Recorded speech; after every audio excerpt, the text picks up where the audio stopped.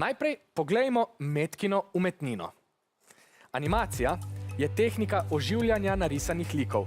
Gre za nekakšno iluzijo življenja, kjer statične sličice predvajane v zaporedju ustvarijo vtis gibanja.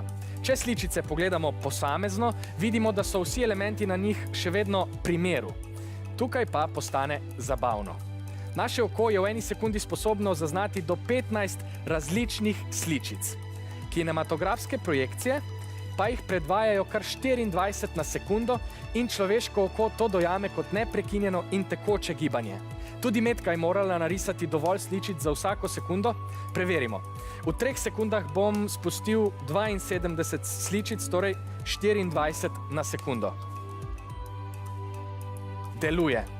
Če bi Metka narisala le 15 sličic za 1 sekundo, bi sicer videli gibanje, ki pa bi bilo videti nekako... Pravilni odgovor je torej C, 24.